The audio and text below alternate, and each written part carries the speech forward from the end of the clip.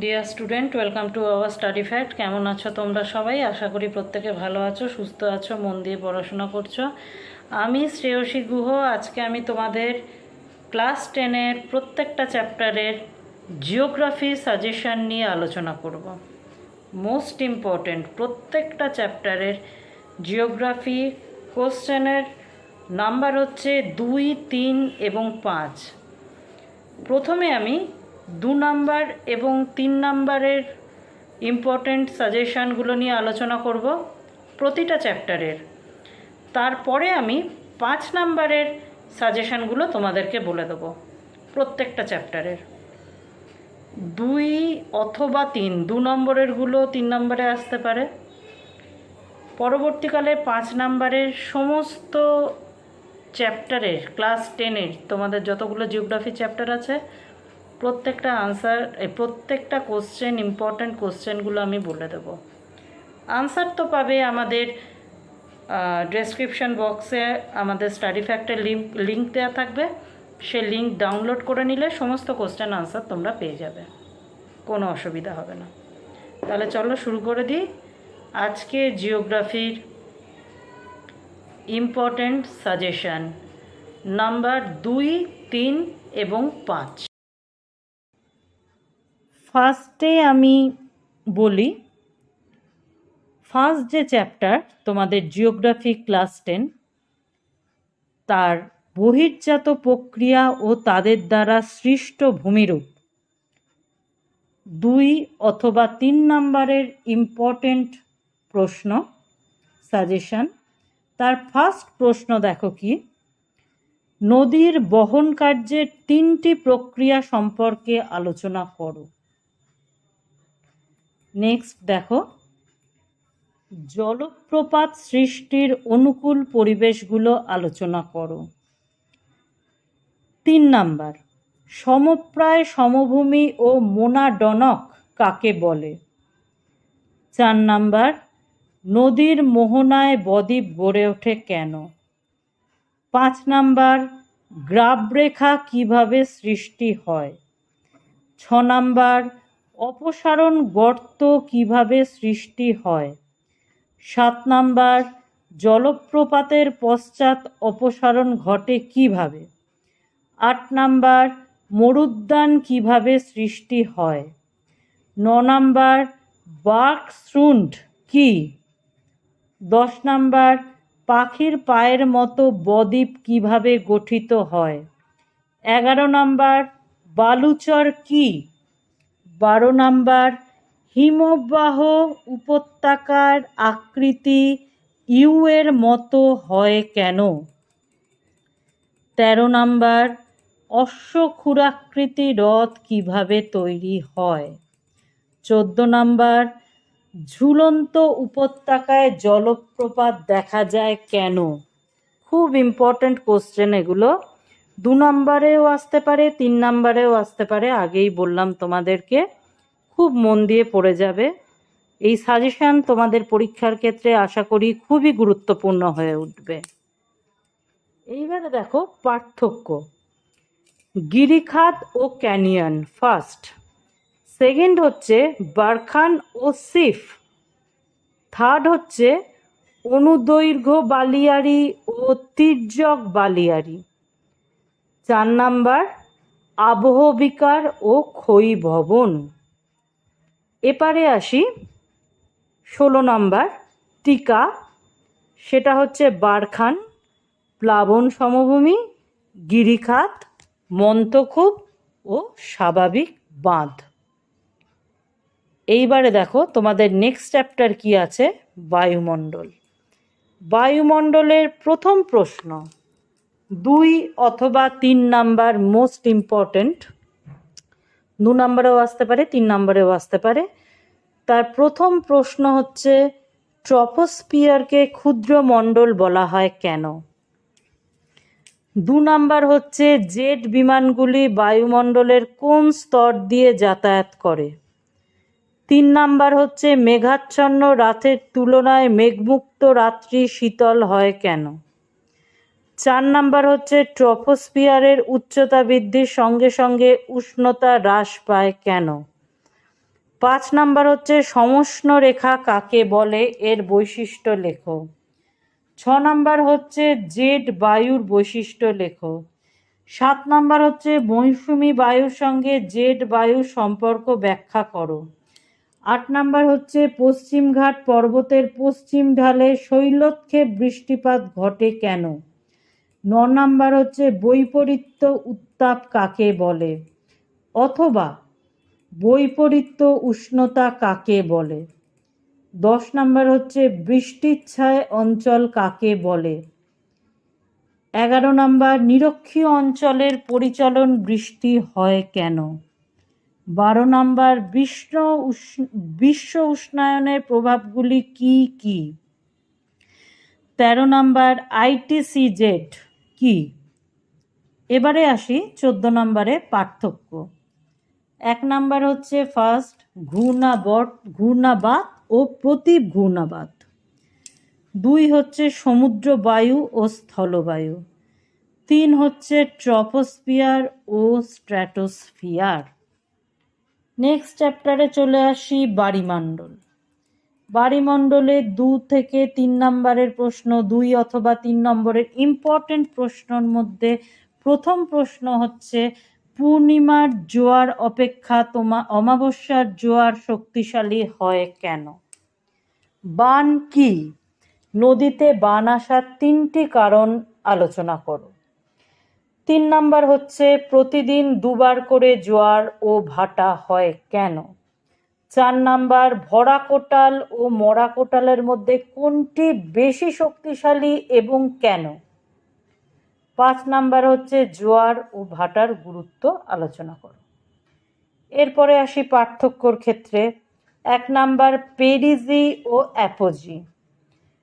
2 number ভরা কোটাল ও মরা কোটাল। 3 number সমুদ্র স্রোত ও সমুদ্র তরঙ্গ।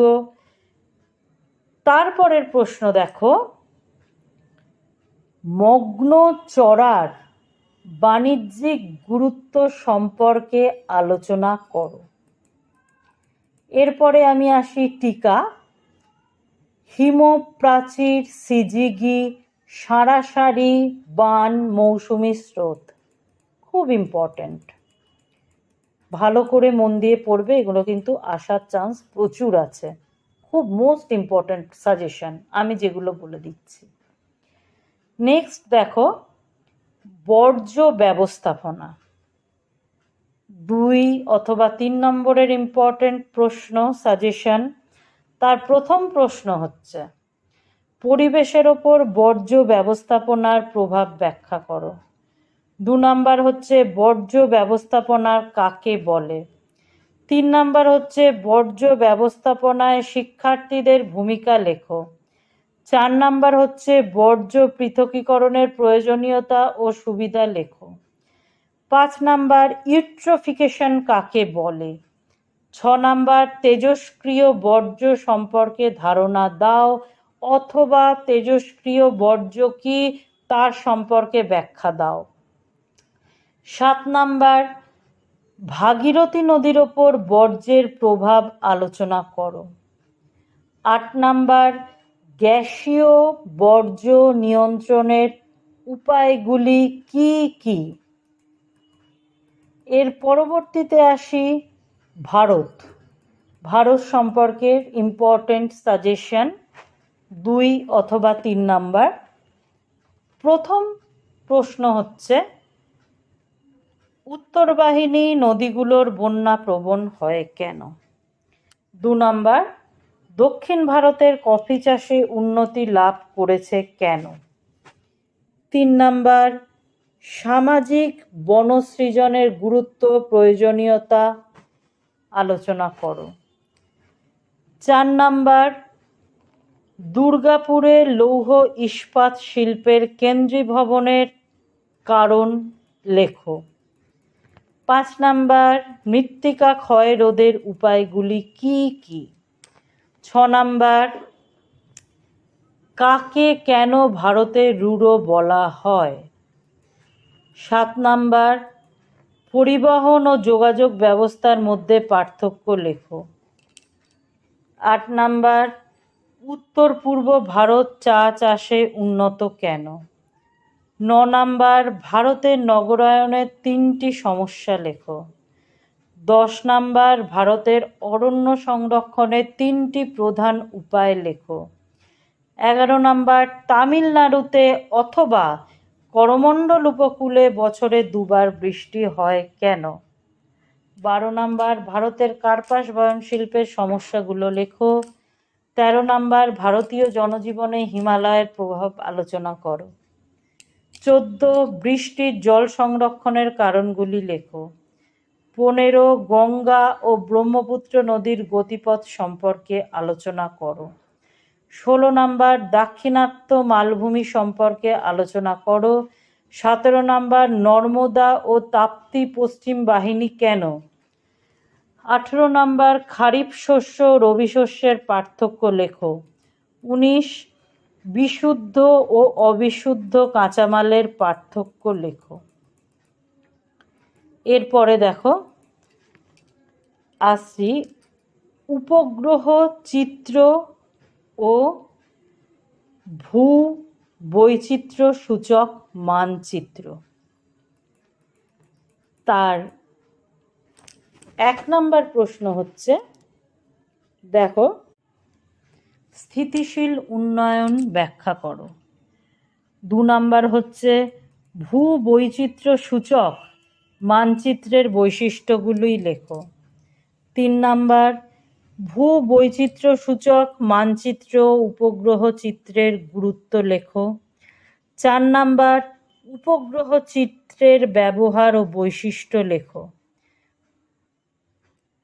5 নাম্বার, উপগ্রহ চিত্রের সুবিধা ও অসুবিধা লেখো। 6 নাম্বার, অরণ্য সংরক্ষণের 3টি প্রধান উপায় সম্পর্কে আমাদেরকে। এবারে 5 নাম্বারের সাজেশনগুলো দেখো কি কি আছে। 5 নাম্বারের মোস্ট ইম্পর্টেন্ট কোশ্চেনের মধ্যে প্রথম প্রশ্ন হচ্ছে, নদীর ক্ষয়কার্যের ফলে সৃষ্ট যে কোনো 3টি ভূমিরূপ সম্পর্কে চিত্রসহ বর্ণনা করো। 2 নাম্বার, হিমবাহের ক্ষয়কার্যের ফলে সৃষ্ট যে কোনো 3টি ভূমিরূপ সম্পর্কে চিত্রসহ বর্ণনা করো। 3 নাম্বার, বায়ুর সঞ্চয় কার্যের ফলে সৃষ্ট যে কোনো 3টি ভূমিরূপ সম্পর্কে চিত্রসহ বর্ণনা করো। 4 নাম্বার, হিমবাহ ও জলধারের মিলিত কার্যের ফলে সৃষ্ট 3টি ভূমিরূপের বিবরণ দাও। এই প্রশ্নটা মোস্ট ইম্পর্টেন্ট, ইনক্লুডিং তোমাদের 5 নম্বরের প্রশ্ন তো বটেই, এবং এই হিমবাহ জলধারের মিলিত কার্যের সৃষ্ট ভূমিরূপ 3টি ভূমিরূপের বিবরণ বলেছে। এখানে তো ছবি তো আঁকার দরকার পড়েই জিওগ্রাফির ক্ষেত্রে, তাহলে তো নাম্বার অনেক বেশি ক্যারি করে, এবং এই প্রশ্নটা ভেরি ভেরি ইম্পর্টেন্ট, সাজেশনের ক্ষেত্রে খুব গুরুত্বপূর্ণ, তোমরা কিন্তু মন দিয়ে দেখে নেবে। নেক্সট আসি, নেক্সট চ্যাপ্টার তোমাদের বায়ুমণ্ডল। প্রশ্নের মান 5। প্রথম প্রশ্ন হচ্ছে, বায়ুর উষ্ণতার তারতম্যের 3টি কারণ আলোচনা করো। 3টি কারণ লেখো। 2 নম্বর ইম্পর্টেন্ট কোশ্চেন হচ্ছে, বৃষ্টিপাতের শ্রেণীবিভাগ করো, তাদের যে কোনো 2 ধরনের বৃষ্টিপাত সম্পর্কে বর্ণনা দাও। 3 নাম্বার হচ্ছে, বিশ্বব্যাপী উষ্ণতা বৃদ্ধির কারণ আলোচনা করো। 4 নাম্বার, বায়ুমণ্ডলের স্তরগুলির বিবরণ দাও। 5 নম্বর, মৌসুমী ও ভূমধ্যসাগরীয় জলবায়ুর বৈশিষ্ট্য আলোচনা করো। 6 নাম্বার, ওজোন স্তর ধ্বংসের কারণ ও ফলাফল লেখো। এরপরে আসি নেক্সট চ্যাপ্টার, সেটা হচ্ছে বায়ুমণ্ডল। বায়ুমণ্ডলে দেখো 5 নাম্বার ইম্পর্টেন্ট কোশ্চেনে কি আছে। নাম্বার 1, সমুদ্র স্রোত সৃষ্টির কারণ ও প্রভাব লেখো। নাম্বার 2, পৃথিবীব্যাপী জলবায়ুর ওপর সমুদ্র স্রোতের প্রভাব আলোচনা করো। নাম্বার 3, জোয়ার ভাটা। নেক্সট আসি আমি ভারতের ক্ষেত্রে। ভারতের 5 নাম্বারের ইম্পর্টেন্ট কোশ্চেনগুলো, তার মধ্যে প্রথম প্রশ্ন হচ্ছে, পশ্চিম ও পূর্ব হিমালয়ের ভূপ্রকৃতির বিবরণ আলোচনা করো। 2 নাম্বার হচ্ছে উত্তর ও দক্ষিণ ভারতের নদীর পার্থক্য লেখো। 3 নাম্বার হচ্ছে মাটি শ্রেণীবিভাগ করে তাদের যে কোনো 3টির বিবরণ দাও। 4 নাম্বার হচ্ছে ভারতের জলবায়ুতে মৌসুমী বায়ুর প্রভাব আলোচনা করো। 5 নাম্বার স্বাভাবিক উদ্ভিদের শ্রেণীবিভাগ করে 2টির বিবরণ দাও। 6 নাম্বার ভারতের জনঘনত্বের তারতম্যের কারণ লেখো। 7 নাম্বার চা, কফি, আখ, কার্পাস চাষের অনুকূল পরিবেশ লেখো। 8 নাম্বার ভারতের জনসংখ্যার অসম বন্টনের 5টি কারণ লেখো। 9 নাম্বার পশ্চিম ভারতের কার্পাস বয়ন শিল্পের একদেশী ভবনের কারণগুলো লেখো। 10 নাম্বার ভারতের নগর ও শহর গড়ে ওঠার কারণগুলি লেখো।